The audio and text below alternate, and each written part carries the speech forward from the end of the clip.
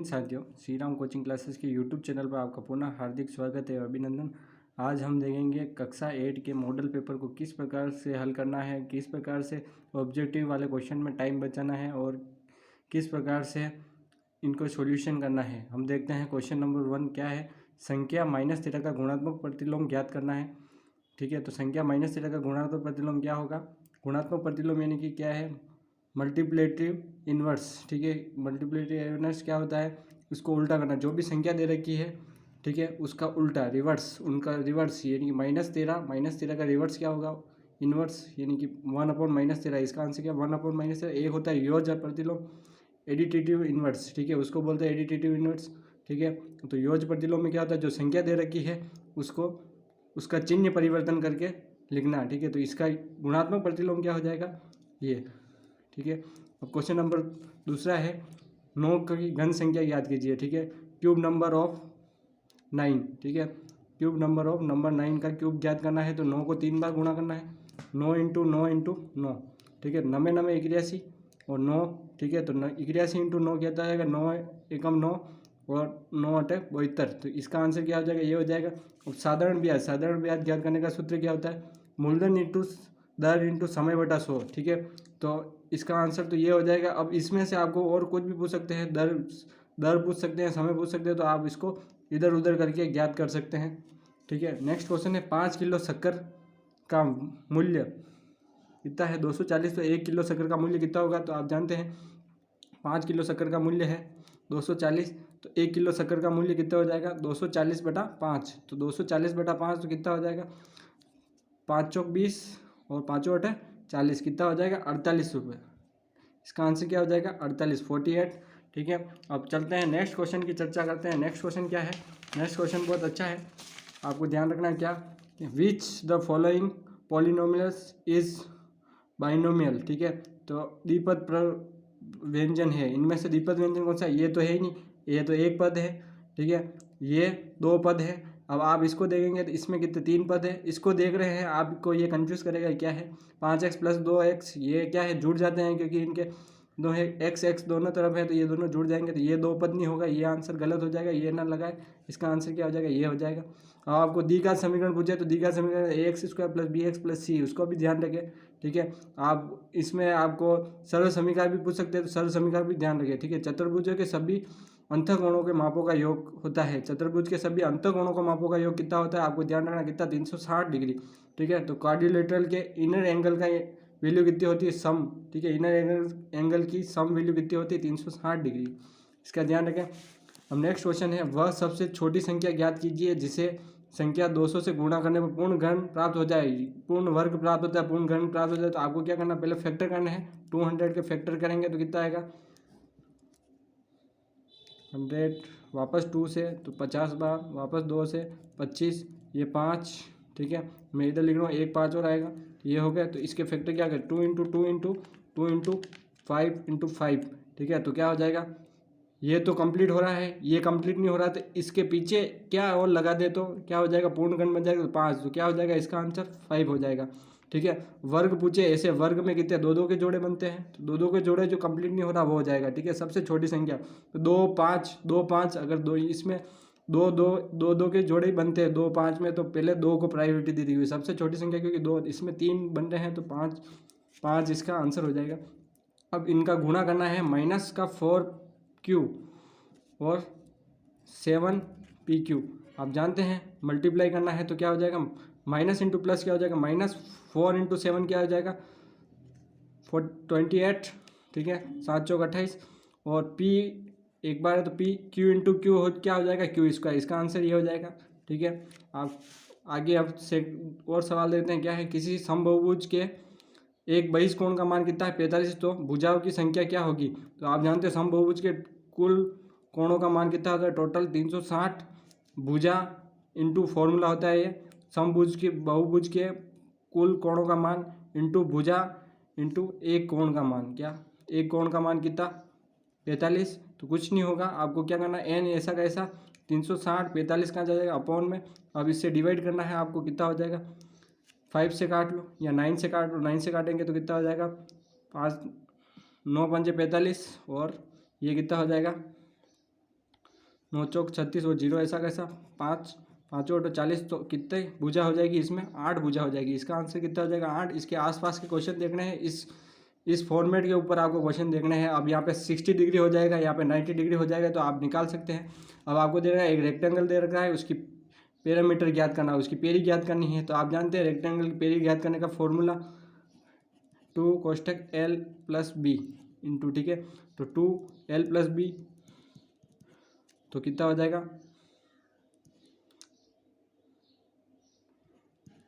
32। आपको नहीं पता चले तो ये क्या वापस 9, ये क्या 7, पेरी क्या होती है इसके ऊपर चलना। ये सब सारी भुजाओं का योग क्या होता है, पेरी। सेमी पेरी क्या होती है, एस। इन सारी भुजाओं का योग उसका अर्ध परिमाप बोलते हैं, उसको भी ध्यान रखें। अर्ध परिमाप 9 पे है, अभी आपने को 8 का ध्यान रखना है। तो कितना हो जाएगा, फॉर्मूले से भी ऐसे यही आंसर आएगा, कितना आएगा सेंटीमीटर। और इसको ऐसे करेंगे तो भी यही आंसर आएगा, 9 16 16 और 16 32, ठीक है। ध्यान रखें, फॉर्मूले से भी कर सकते हैं और माइंड से भी कर सकते हैं। क्या पेरी ज्ञात करने के लिए अब रंबस की पेरी आ सकती है, फिर आपके ट्रेपेजियम की पेरी आ सकती है, पैरेललोग्राम की आ सकती है, ठीक है। ध्यान रखें, समांतर चतुर्भुज, समचतुर्भुज, समलंब चतुर्भुज, इन सब का ध्यान रखें, इनके फॉर्मूलों का ध्यान रखें। अब नेक्स्ट क्वेश्चन है, एक बॉक्स है, उसमें क्या है, रेड और ग्रीन, उसमें बॉल है। तो आपको किसकी प्रायिकता ज्ञात करनी, रेड की करनी है। तो आपको टोटल गेंद कितनी है उसको गिन लो, 1 2 3 4 5 6 7, तो टोटल गेंद कितनी होगी 7, ठीक है। और कौन सी पूछ रहे हैं, रेड पूछ रहे हैं, तो रेड कितनी है 1 2 3 4 रेड। इसका आंसर क्या हो जाएगा ये, तो इसका फॉर्मूला क्या होता है, अनुकूल परिस्थिति अपॉन कुल परिस्थिति, ठीक है। अब ये कितने हो गई रेड आने की। अब आप ग्रीन आने की प्रायिकता, तो ग्रीन क्या, टोटल तो 7, ग्रीन कितनी है 3, तो ऊपर क्या आ जाएगा 3। अनुकूल परिस्थिति अपन कुल परिस्थिति, ये दोनों क्वेश्चन इसमें से पुट हो सकते हैं। आप यहाँ पे रेड ब्लैक कुछ जो भी होगा वो कर सकते हैं। अब यहाँ पे क्या है, संख्या 14 1354 में 2 से विभाज्य है कि नहीं, डिविजिबल है कि नहीं 2 से, ठीक है। नॉट डिविजिबल, ये गलत है, क्योंकि डिविजिबल होगा, क्योंकि पीछे 4 आ रहा है, तो 2 डिविजिबल होगा, तो क्या हो जाएगा ये आंसर की इसका असत्य हो जाएगा, ठीक है, फॉल्स हो जाएगा। फिर इसमें ये 9 से विभाज्य है कि नहीं, 9 से डिविजिबल है कि नहीं, ये नहीं होगी 9 से डिविजिबल। आप करके देखना डिविजिबल, आप डिवाइड करना 9 से, ये असत्य। अब ये 2 और 3 से विभाज्य है, कोई भी संख्या 2 और 3 से डिविजिबल है, तो 6 से भी डिविजिबल होगी कि नहीं होगी, तो होगी। आप देखें भले 2 और 3, ठीक है, 2 और 3 से, जैसे 2 और 3 से दोनों से डिविजिबल होनी चाहिए, तो 6 से भी डिविजिबल होगी, 12 6 से भी डिविजिबल होगी, 18 6 से भी डिविजिबल होगी, ध्यान रखें। फिर अपन बात करते हैं, ये दे रखा है क्या है, 6 + x 9 का गुणज है, यदि x = 2, तो 6 + 2 तो क्या 8 क्या इसका गुणा 9 का गुणज होगा, नहीं होगा, तो ये क्या हो जाएगा, कथन आपके लिए असत्य हो जाएगा, ठीक है। अब अपने नेक्स्ट क्वेश्चन की चर्चा करते हैं। नेक्स्ट क्वेश्चन क्या है, एक स्क्वायर दे रखा है, स्क्वायर में क्या दे रखा है, स्क्वायर का क्षेत्रफल देख रहा था। स्क्वायर का क्षेत्रफल क्या होता है, भुजा स्क्वायर, ठीक है, भुजा स्क्वायर। स्क्वायर का क्षेत्रफल कितना दे रखा है 2304, ठीक है। तो आपको क्या ज्ञात करनी है, भुजा ज्ञात करनी, साइड ज्ञात करनी है, तो भुजा ज्ञात करने के, ठीक है। तो आप इसको, ठीक है, तो आपको क्या निकालना, वर्ग निकालना है, ठीक है। तो क्या कैसे निकलेगा, आप अब्बाजी गुणनखंड से भी निकाल सकते हैं, या फिर आप भाग विधि से भी निकाल सकते हैं। तो इसकी भुजा कितनी आ जाएगी 48 सेंटीमीटर, ध्यान रखें। नहीं तो इसको डबल बार इंटू करते हैं, इसका स्क्वायर करेंगे तो ये प्राप्त हो जाएगा। तो 48 का स्क्वायर करने का शॉर्टी क्या होती है, 8 का स्क्वायर 64, 6 बचा तो 8 × 6 8 × 4 32 32 × 2 64 64 + 6 0 7, फिर वापस इन तीनों का 4 का स्क्वायर कितना होता है 16 16 + 7 23 आ रहा है, तो 48 सेंटीमीटर इसका आंसर हो जाएगा। ये आपके एक्सपोनेंट वाले क्वेश्चन क्या होता है, घात नियम के प्रयोग करते हुए निम्न का मान ज्ञात कीजिए। तो क्या हो जाएगा, जिसकी भी पावर 0 हो, चाहे कोई सी भी संख्या हो, उसकी पावर 0 हो, तो उसका आंसर क्या होता है 1 0, 3 की पावर 0 1, 4 की पावर 0 1, 5 की पावर 0 1, और माइनस इन पूरे की पावर -1। तो यहाँ पे कितना हो जाएगा 1 + 1 + 3, 3 की पावर -1, a की पावर -1, तो क्या हो जाएगा अपॉन में जाके क्या हो जाती है प्लस हो जाती है, तो 1/3 इसका आंसर हो जाएगा।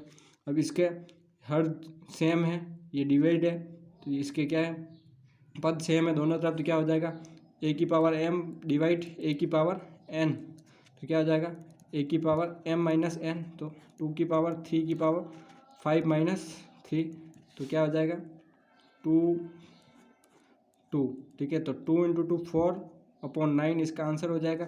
इसके मध्य संख्या निकालें तो आप इन दोनों को जोड़ के /2 कर सकते हैं, या फिर इनके हर सेम करके वापस जितनी संख्या पूछी उसमें एक संख्या ज़्यादा करके उसको ऊपर नीचे इंटू करना है, ये आपको करना है, ठीक है। अब दे रखा है चक्रवृद्धि ब्याज, क्या दे रखा है 10,000 रुपये में 2 वर्ष के लिए 10% की दर से चक्रवृद्धि ब्याज की शर्त पर उधार लिया गया। यदि धन सरल ब्याज पर लिया जाता है तो दोनों का ब्याज कितना अंतर होगा, ठीक है। तो चक्रवृद्धि ब्याज से चक्रवृद्धि ब्याज का फॉर्मूला लगाना, साधारण ब्याज का फॉर्मूला लगाना, दोनों को चेक करना कौन क्या ज़्यादा होगा। तो साधारण ब्याज का आप जानते हैं क्या हो जाएगा, साधारण ब्याज principal into rate into time upon 100, इससे आपको निकालना साधारण ब्याज। और चक्रवृद्धि ब्याज क्या हो जाएगा 1 प्लस रेट अपॉन 100 और पावर t, इससे दोनों से इससे क्या निकल चक्रवृद्धि ब्याज, इससे निकलेगा साधारण ब्याज, ठीक है। दोनों में अंतर निकालना, माइनस करके कितना कौन ज़्यादा होगा आपको करना है सेल्फ। अब नेक्स्ट क्वेश्चन बहुत ही अच्छा है, क्या है, दो संख्याओं का योग 95 है। यदि पहली संख्या दूसरी संख्या से 15 अधिक है तो दोनों संख्याओं का मान क्या दे, क्या है, दो नंबर का सम दे रखा है आपको, sum of two number 95 if first number is 15 more than the second number then find both the number, दोनों नंबर ज्ञात करने हैं। तो आपको क्या देगा, क्या है, पहली संख्या, यदि पहली संख्या दूसरी संख्या से 15 अधिक है तो दूसरी संख्या क्या हो जाएगी x, ठीक है, और पहली संख्या क्या हो जाएगी x प्लस 15, इन दोनों का योग कितना है x प्लस 15 बराबर 95, तो क्या हो जाएगा 2x, फिर इधर जाएगा तो 18 माइनस हो जाएगा, तो x बराबर कितना हो जाएगा 14/2, तो x बराबर कितना हो जाएगा 20, x बराबर 18/2, तो कितना हो जाएगा 40 हो गई, ठीक है। दूसरी संख्या 40 हो गई और पहली संख्या कितनी हो जाएगी 55, ये दोनों संख्या निकल गई, आप देख सकते हैं। अब ये बहुत ही अच्छा क्वेश्चन है। एक माल से लदा हुआ ट्रक यात्रा नियम पालन करते हुए 25 मिनट में 14 किमी चलता है, ठीक है। 25 मिनट में 14 किमी चलता है, तो 1 मिनट में कितना चलेगा 14/25 1 मिनट में। अब दे रखा है ट्रक की वही चाल रही तो 5 घंटे में तय की दूरी हो जाएगी, तो 5 घंटे में कितने मिनट होते हैं, 1 घंटे में तो 60, तो 5 घंटे में कितने हो जाएंगे 300 मिनट, ठीक है। तो 300 मिनट में तय की गई दूरी कितनी हो जाएगी, 300 मिनट में तय की गई दूरी 300 इंटू 14, 1 मिनट में तय की गई दूरी 25, तो 25 से ये कट जाएगा तो कितनी बार कटेगा 12 बार, ठीक है। 12 इंटू 14, 12 चौक 48, 12 एकम 12, 12 4 16, 168 किलोमीटर चलेगी कितने 5 घंटे में, ठीक है। नेक्स्ट क्वेश्चन पे चर्चा करते हैं। नेक्स्ट क्वेश्चन क्या है, एक रंबस दे रखा है, रंबस समचतुर्भुज दे रखा है, समचतुर्भुज, ठीक है। आप क्वेश्चन को पढ़ें। एक समचतुर्भुज का क्षेत्रफल कितना है 240 सेंटीमीटर और विकर्णों में से एक विकर्ण 30 सेंटीमीटर है। दूसरे विकर्ण ज्ञात कीजिए और कौन सा विकर्ण अधिक होगा और कितना अधिक होगा ज्ञात कीजिए, ठीक है। तो ये तो रंबस का क्वेश्चन है, ठीक है। अब यहाँ पे पैरेललोग्राम आ सकता है, ट्रेपेजियम आ सकता है, रेक्टेंगल आ सकता है, तो उनका ध्यान रखिए। और रंबस के, ठीक है, समचतुर्भुज यानी कि रंबस की क्या दे रखा है क्षेत्रफल दे रखा है, कितना दे रखा है रंबस का क्षेत्रफल 240 मीटर स्क्वायर, ठीक है, सेंटीमीटर स्क्वायर। तो रंबस का फॉर्मूला क्या होता है, ठीक है, एरिया निकालने का हाफ इंटू डायगोनल का विकर्णों का गुणा, ठीक है, हाफ इंटू विकर्णों का गुणा, दोनों विकर्णों का गुणा, तो हाफ इंटू एक विकर्ण तो है 30, दूसरा विकर्ण क्या है आपको पता नहीं है तो एक्स मान ला 240, तो ये क्या हो जाएगा एक्स इज इक्वल टू 240/30, ये 2 डिवाइड में है तो इधर चला गया था, इससे ये ख़त्म, तो 8 ये हो गया, और 2 क्या हो जाएगा 8 इंटू 2 16 सेंटीमीटर। दूसरा विकर्ण हो जाएगा, कौन सा विकर्ण अधिक है, पहला वाला विकर्ण अधिक है, दूसरा वाला विकर्ण कम है, ठीक है, ये ध्यान रखना। अब आपको क्या रेक्टेंगल, स्क्वायर, ट्रेपेजियम और पैरेललोग्राम इनको ध्यान रखना। समांतर चतुर्भुज, समलंब चतुर्भुज, आयत, वर्ग, इनके ऊपर क्वेश्चन बन सकता है।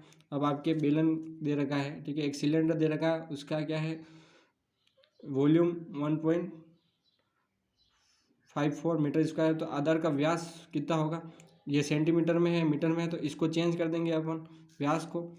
ठीक है, तो क्या हो जाएगा, एक बार तो व्यास का आधा क्या होता है, त्रिज्या होती है, तो व्यास को चेंज कर देते हैं, 100 से डिवाइड करेंगे तो ये कितने में आ जाएगा, मीटर में आ जाएगा। ठीक है, तो यहाँ पे कितना हो जाएगा 1.4। ये क्या है, व्यास है, डायनल है। तो आपको क्या करना है, डायनल आपको त्रिज्या निकालनी, रेडियस, तो 1.4/2 कितना 0.7। अब आपको क्या है 0.त्रिज्या आ गई, तो आप जानते हैं बेलन का वॉल्यूम की फॉर्मूला πr²h इक्वल टू कितना हो जाएगा 1.45। ठीक है, 1.45, तो पाई का मान 22/7 इंटू आर क्या है 0.7 इंटू 0.7, और एच निकालना है, तो एच ऐसा का ऐसा 1.45। ठीक है, 1.45 हो जाएगा 1.45। अब आपको क्या करना है,